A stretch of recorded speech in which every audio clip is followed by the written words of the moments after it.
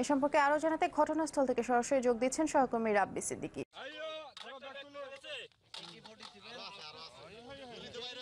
আরও অস্ত্রের সন্ধান পাওয়া যাওয়ার কথা বলছে পুলিশ। আর এখন কি অভিযান চলছে কিনা, আরও অস্ত্র পাওয়া যাওয়ার বিষয়ে পুলিশ কি আশাবাদী?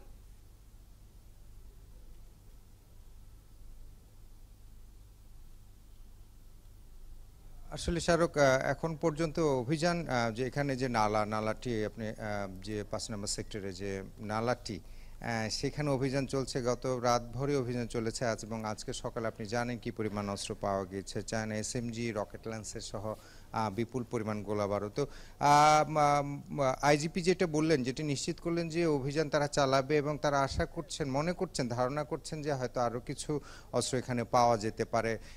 আপনি আরেকটা জিনিস জানতে চাইলেন যে অস্ত্র এখানে ফেললো কে, কোথা থেকে আসলো, সেটিও তিনি বিষয় নিশ্চিত করেছেন যে আসলে তদন্ত সাপেক্ষ বিষয়, তদন্তর আগ পর্যন্ত তারা কোনো কিছু বলতে পারছে না, এটাই সত্যি। কিন্তু শরীফ খান করে আমরা যতদূর জানি, গত দুদিন আগে শরীফ খান করে একজনকে গ্রেফতার করা হয়। তার কাছ থেকে প্রথমে দুটি পিস্তল পাওয়া যায়, আমরা প্রাথমিক সূত্র যেই ঘটনাটি ঘটেছে, এবং তার কাছ থেকে তাকে রিমান্ডে নিয়ে জিজ্ঞাসাবাদের পর এখানে যে নালায় যে অস্ত্র রয়েছে সেই সম্পর্কে তথ্য পান আইন শৃঙ্খলা রক্ষাকারী বাহিনীর সদস্যরা, এবং সে তথ্য পাওয়ার পরে যখন গতকাল রাত্রি থেকে অভিযান চালায়, এবং পরবর্তীতে আজকে এই ফলাফলটি পাওয়া যায়। অভিযান অব্যাহত আছে।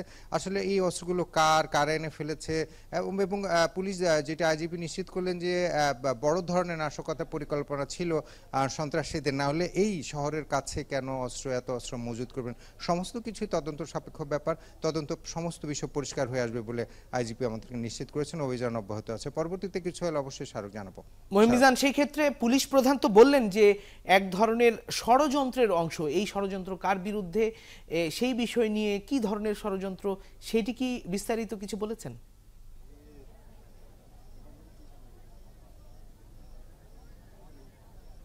না, ষড়যন্ত্রের অংশ তো বটেই। দেশকে অস্থিতিশীল করা, এটা একটা বড় ধরনের ষড়যন্ত্র। দেশকে নাশকতার দিকে ঠেলে দেয়া। আপনি যে পরিমাণ অস্ত্র, চাইনিজ এসএমজি আপনার ৬২টি চায়না থেকে আনা, এবং হ্যান্ড গ্রেনেড অনেকগুলো, সেই সঙ্গে পিস্তল, রকেট লঞ্চার দুটো, সেইটি কি দেশকে অস্থিতিশীল করার জন্য যে ষড়যন্ত্র, সেই ষড়যন্ত্রের ইঙ্গিত দিয়েছেন আইজিপি। এবং কিন্তু এই ষড়যন্ত্রের পিছনে কারা আছেন, তাদের আসলে মূল পরিকল্পনা কি ছিল, সে সমস্ত কিছুই তিনি বলেছেন যে তদন্তের পর বেরিয়ে আসবে। আপাতত তারা অভিযানের দিকে মনোযোগ দিচ্ছেন, এবং যে গ্রেফতারকৃত ব্যক্তি শরীফ খান, তাকে আরও জিজ্ঞাসাবাদ করবেন। এই নকশার সঙ্গে, এই পরিকল্পনার সঙ্গে, এই নাশকতার পরিকল্পনার সঙ্গে কে কে জড়িত ছিল, অবশ্যই সেটি পরবর্তীতে বেরিয়ে আসবে। শাহরুখ।